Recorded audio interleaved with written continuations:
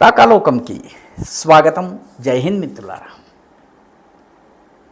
2014లో మోదీ ప్రభుత్వం అధికారంలోకి వచ్చిన తరువాత ఈ దేశ రాజకీయాల్లో ఒక కొత్త అధ్యాయం ప్రారంభమైంది.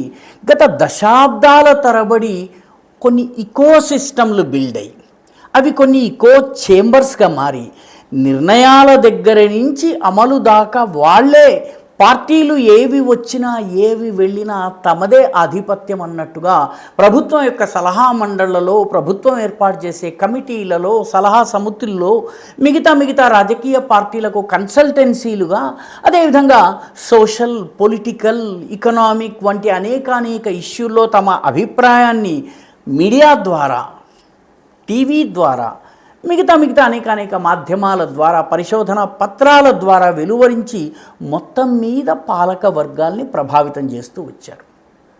ఈ లెఫ్ట్ లిబరల్ ఇకోసిస్టమ్, ఈ లుటియన్స్ మీడియా లుటియన్స్ అంటే ఢిల్లీలో ఆధునికంగా పరిపాలన కేంద్రంగా వచ్చినటువంటి ఒక లిమిటెడ్ ఏరియా, అందులో స్థానం పొందినటువంటి వాడు ఢిల్లీ యొక్క టాప్ మోస్ట్ క్రీమ్.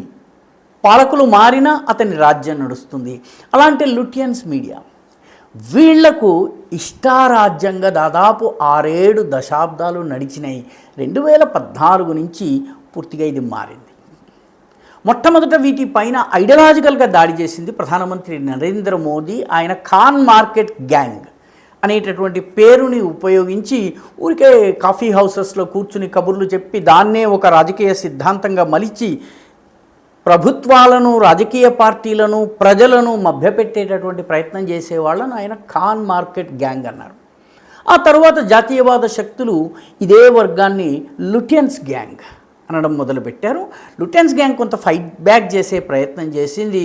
ఇప్పుడు తాజాగా ఢిల్లీ జిమ్ఖానా యొక్క ల్యాండ్ మళ్ళీ ప్రభుత్వం తీసేసుకోవడము, ప్రధానమంత్రి నివాసానికి అతి దగ్గరగా ఎలాంటి భద్రతా రక్షణ, ప్రధానమంత్రి కార్యాలయానికి అక్కడికి వచ్చిపోయేటటువంటి వీవీఐపీలకు రక్షణ లేనటువంటి విధంగా ఉన్నటువంటి ఈ క్లబ్ యొక్క భూమిని ప్రభుత్వం తీసేసుకుంది. దీన్ని కోర్టుల్లో శాసించేందుకు, కోర్టులో ప్రశ్నించేందుకు, లేకపోతే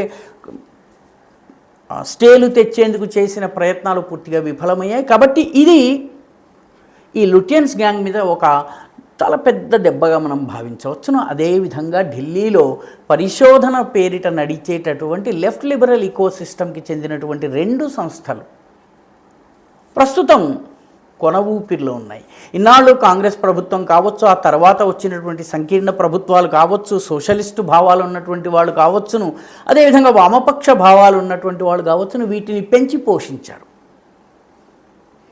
వీటికి నిధులు కూడా ఇచ్చారు. అన్నిటికన్నా ఆశ్చర్యం ఏంటంటే ఆ ప్రభుత్వానికే వ్యతిరేకంగా రిపోర్టులు ఇచ్చేటటువంటి సంస్థకి ప్రభుత్వమే నిధులు ఇచ్చేది. బెంగాలీ, అస్సామియా భాషల్లో ఒక సామెత ఉంటుంది, మాసోర్ తేలో మాస్ భాజా. మాస్ అంటే మచిలీ, చేప. మచిలీని వేయించాలన్నట్టయితే మచిలీలోనే ఆల్రెడీ ఉన్నటువంటి క్రొవ్వు పదార్థాన్ని కరిగించి దాన్ని వేయించాలి. అంటే మచిలీలో ఉన్నటువంటి నూనెతోటే మచిలీని వేయించాలి అనే సామెత ఉంది. అలాగా ప్రభుత్వమే డబ్బులు ఇచ్చేది, ఆ ప్రభుత్వానికి వ్యతిరేకంగా రిపోర్ట్లు ఇచ్చేవాడు. అంతేకాకుండా కొన్ని సంస్థలకు విదేశీ విరాళాలు వచ్చేవి. ఈ విదేశాల నుంచి వస్తున్నటువంటి విరాళాలని ఉపయోగించుకుని వాళ్ళు ఈ దేశాన్ని కులాల పేరిట, రకరకాల వర్గాల పేరిట, లింగ్విస్టిక్ డివిజన్స్ పేరిట, భాషాపరమైనటువంటి విభేదాల పేరిట విడగొట్టి, చెడగొట్టి, పడగొట్టేటువంటి ప్రయత్నం చాలా రిపోర్ట్స్ చేశాయి.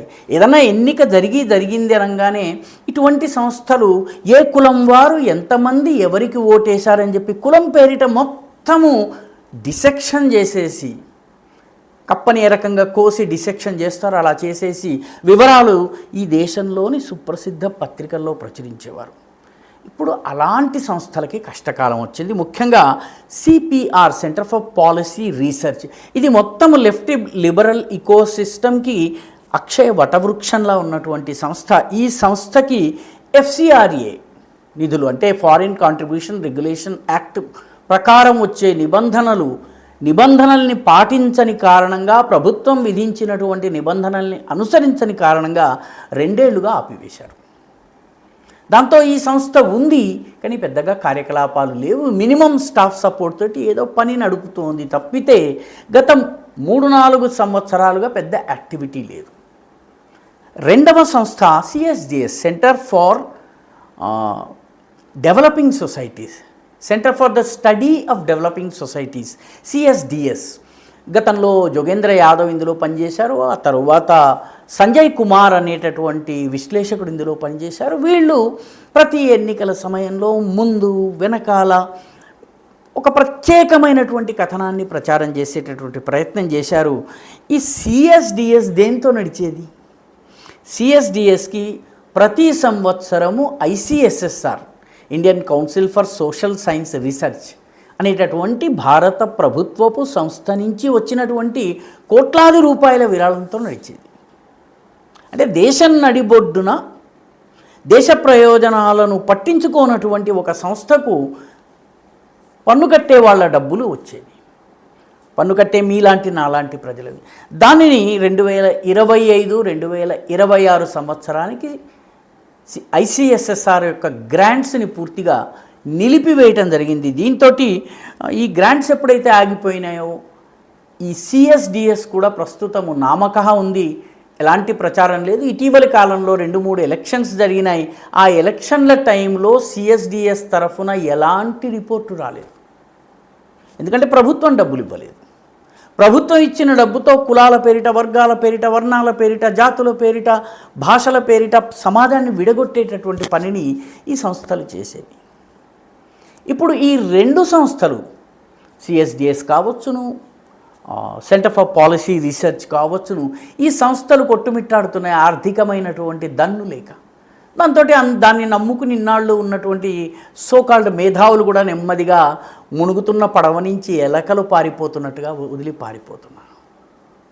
వాస్తవానికి ఈ రకమైనటువంటి అనేక సంస్థలు దేశవ్యాప్తంగా ప్రభుత్వం యొక్క నిధులను, విదేశాల నుంచి వచ్చే సహాయాన్ని దారి మళ్లించి ఈ దేశానికి ఎలాంటి అవసరము లేనటువంటి రీసెర్చ్ని చేస్తూ ఉండేవి. వాటికి నెమ్మదిగా వాటి కొమ్ములని పట్టుకుని వాటికి ముక్కుతాడేసి మోదీ ప్రభుత్వం వాటిని అదుపులోకి తీసుకొస్తోంది. ఈ వీడియో మీకు నచ్చినట్టయితే లైక్ చేయండి, షేర్ చేయండి, ఈ ఛానల్కి సబ్స్క్రైబ్ చేయండి. మీ అభిప్రాయాన్ని కమెంట్ల రూపంలో తప్పనిసరిగా పంపించండి.